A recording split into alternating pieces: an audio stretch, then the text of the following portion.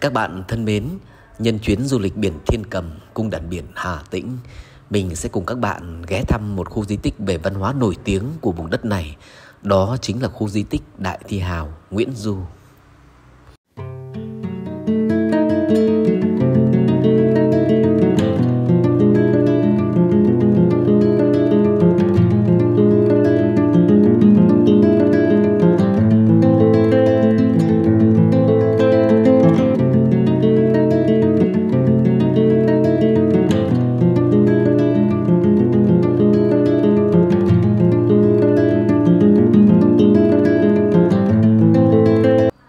Khu di tích Đại Thi Hào Nguyễn Du là một trong những điểm tham quan văn hóa lịch sử thu hút đông đảo khách du lịch trong và ngoài nước.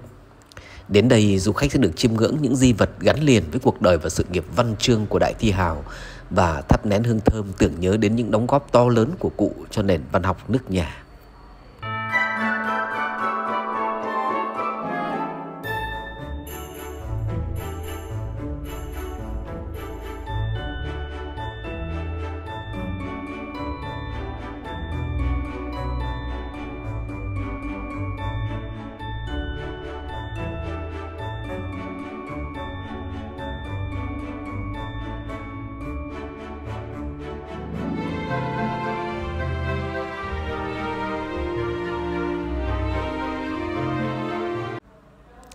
Bây giờ thì mình đang di chuyển trên quốc lộ 1A về phía Bắc và sẽ rẽ phải theo biển chỉ dẫn để vào khu di tích.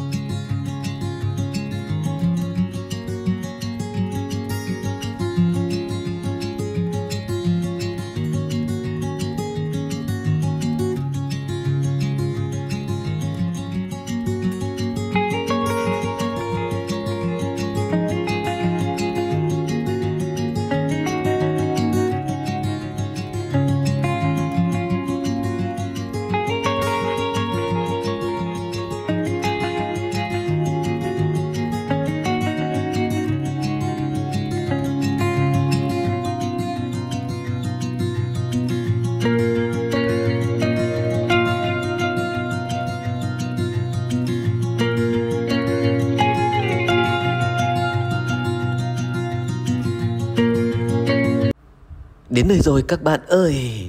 Ngay dưới những tán cây xanh mát này là khu di tích mà chúng ta đang hướng đến. Bây giờ chúng ta sẽ tiến về phía cổng thôi.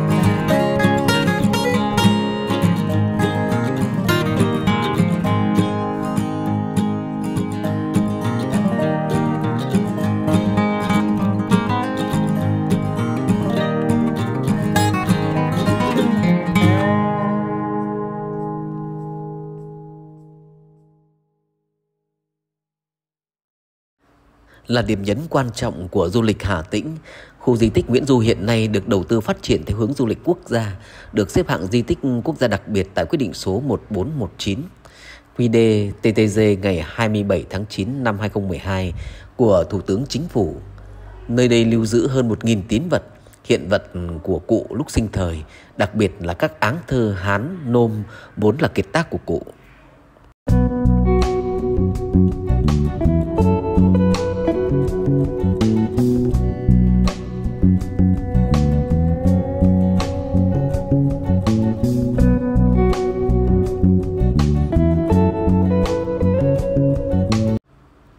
Bây giờ xin mời các bạn cùng 4K Discovery tiến đến khu vực chính của khu lưu niệm này. Không gian văn hóa Nguyễn Du xây dựng vào năm 2000, gồm có tượng đài, lưu niệm Nguyễn Du, hội trường, nhà thờ, nhà bảo tàng. Hiện nay mỗi năm khu lưu niệm Nguyễn Du đón từ 1,8 đến 2 vạn lượt khách đến tham quan. Trong đó có rất nhiều đoàn khách quốc tế, các chuyên gia, sinh viên các trường đại học đến tìm hiểu và nghiên cứu.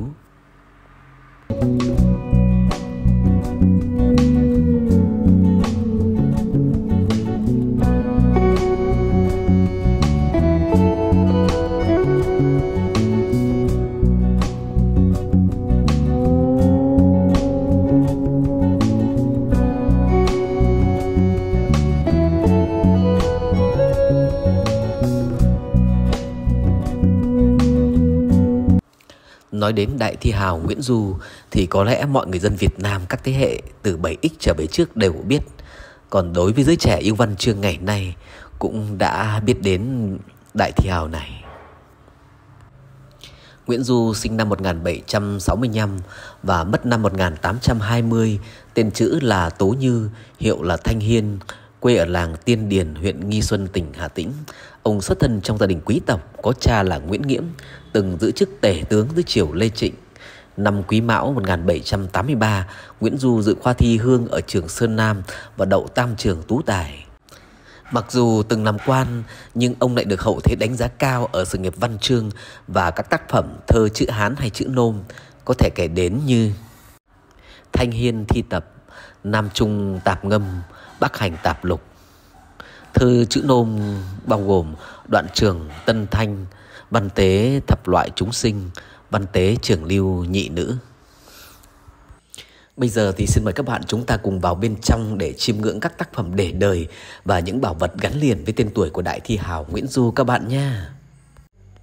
Nơi đây lưu giữ hơn 1.000 hiện vật, tư liệu về Nguyễn Du và dòng họ Nguyễn Tiên Điền, các bản kiều nôm cổ, nghiên mực, chén uống trà, móc treo áo mũ.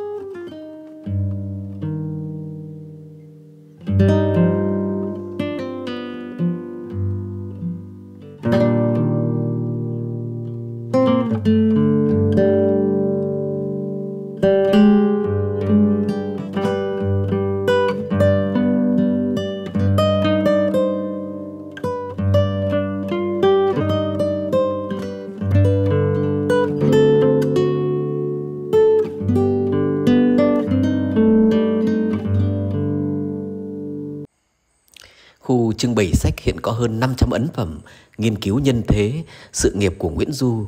Đặc biệt hơn, ở đây có thêm 47 bản sưu tập truyện Kiều bằng chữ Hán và chữ Nôm được số hóa từ bản truyện Kiều năm 1866.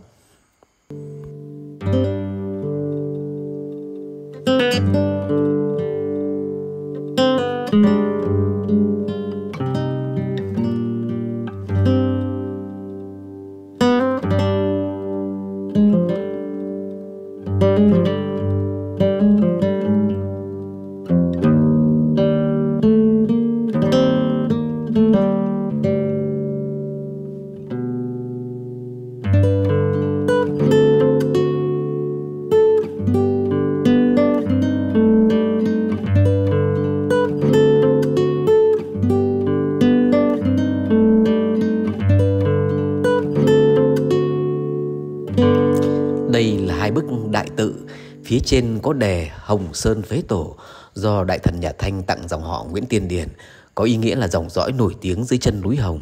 Phía dưới là Thiên Môn Tái Đăng, có nghĩa là tên cửa trời do Chu Lễ cháu 24 đời của Chu Công tặng Nguyễn Đề năm 1795.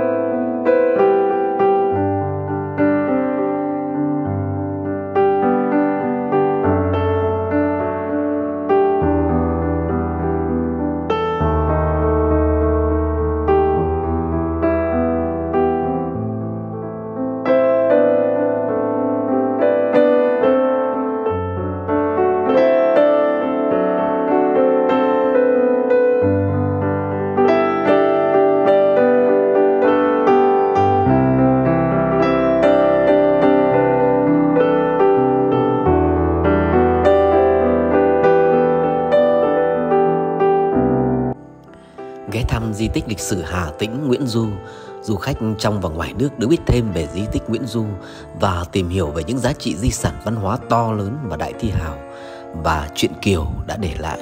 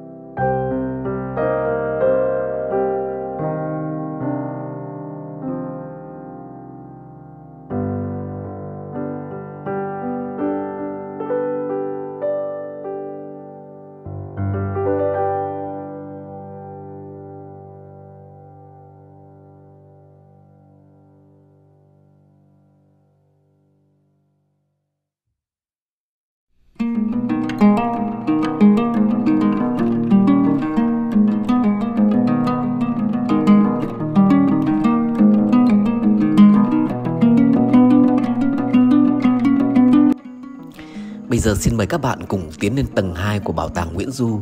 Nơi đây du khách sẽ được tận mắt chứng kiến cuốn truyện Kiều to và nặng nhất từ trước tới nay.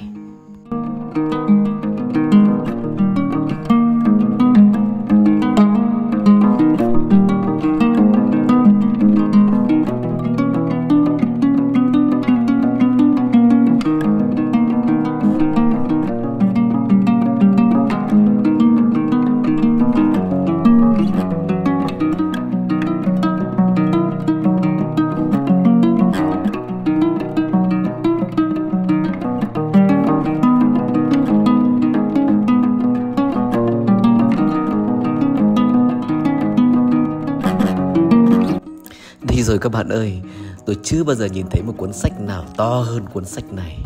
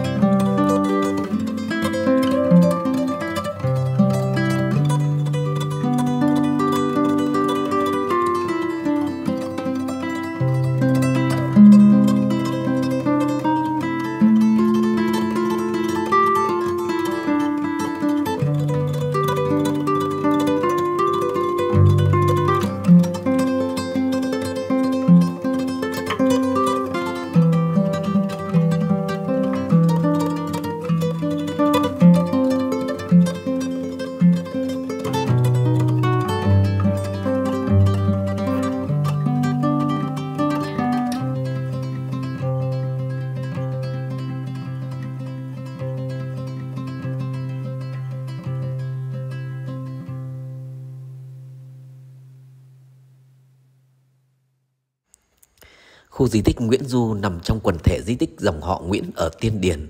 Quần thể này bao gồm nhiều di tích như đền thờ Đại Vương Tiến sĩ Nguyễn Huệ, đền thờ Nguyễn Nghiễm, Nguyễn Trọng, đàn tế Nguyễn Quỳnh, hai ngôi nhà tư văn, khu mộ Đại Thi hào Nguyễn Du, bảo tàng Nguyễn Du và nhà thờ Nguyễn Du.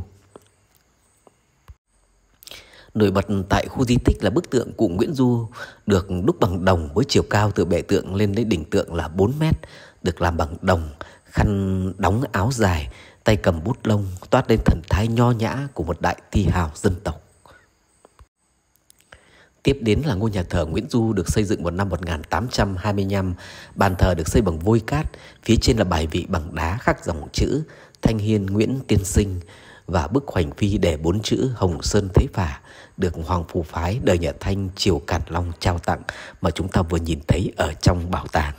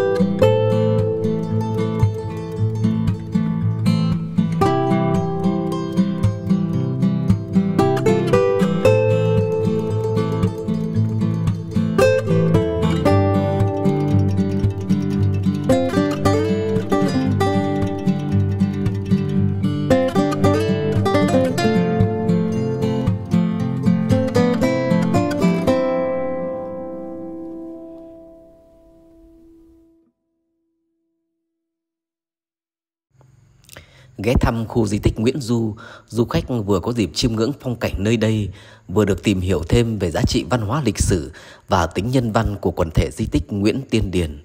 Vì vậy, nếu có dịp du lịch Hà Tĩnh, bạn đừng quên ghé khu di tích Đại Thi hào Nguyễn Du và thắp cho cụ một nén hương thơm các bạn nha.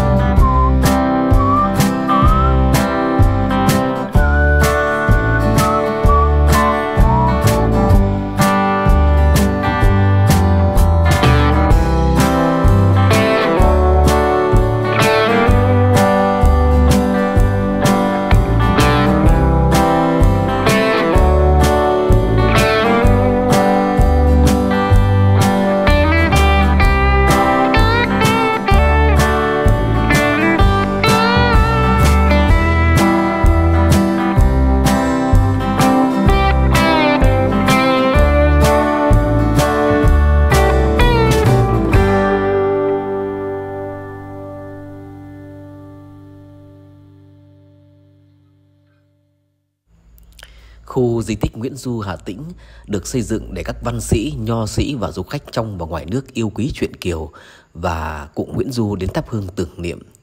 Cách di chuyển đến khu di tích Nguyễn Du chúng ta có thể đi bằng hai cách như sau. Từ thành phố Vinh theo quốc lộ 1A qua cầu Bến Thủy là đến địa phận của thị trấn Xuân An, huyện Nghi Xuân, Hà Tĩnh. Du khách tiếp tục đi theo quốc lộ 8B khoảng 4 km nữa là đến khu di tích Đại Thi Hào Nguyễn Du. Cách thứ hai là từ thành phố Hà Tĩnh theo đường quốc lộ 1A về phía bắc 45 km. Đến thị trấn Xuân An, rẽ phải theo biển chỉ dẫn, đi khoảng 6 km nữa là đến khu di tích Nguyễn Du.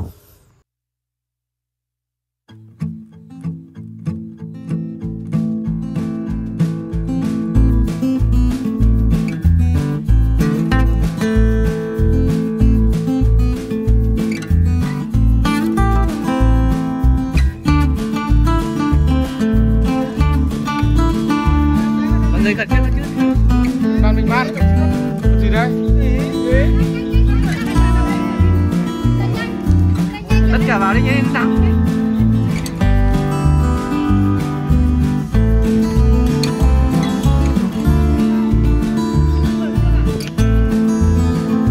Hàng ngồi và đứng thì cho khỏi lấp nhau.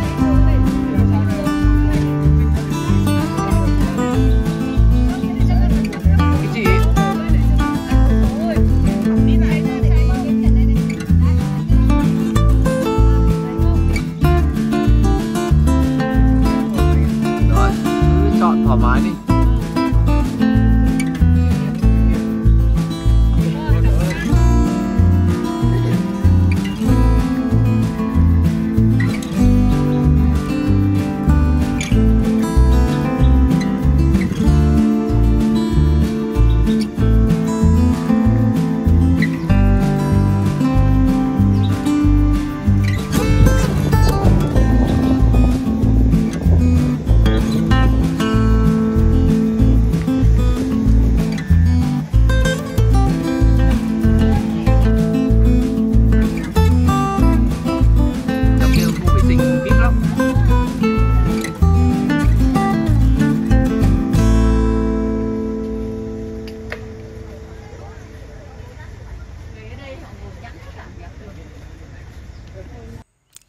Sau khi tham quan khu di tích Nguyễn Du Hà Tĩnh, chắc các bạn đã có những trải nghiệm cho riêng mình. Muốn tìm hiểu vì sao mà cụ Nguyễn Du lại được nhiều người yêu quý đến vậy, thì sau chuyến đi này còn chần chừ gì nữa mà không ra ngay hiệu sách mua một cuốn truyện Kiều mà vừa đọc vừa suy ngẫm các bạn nhỉ? Video đến đây cũng đã tạm dài, mình xin tạm dừng tại đây. Hẹn gặp lại các bạn trong những video khám phá lần sau. Cảm ơn các bạn đã quan tâm theo dõi. Xin chào và hẹn gặp lại.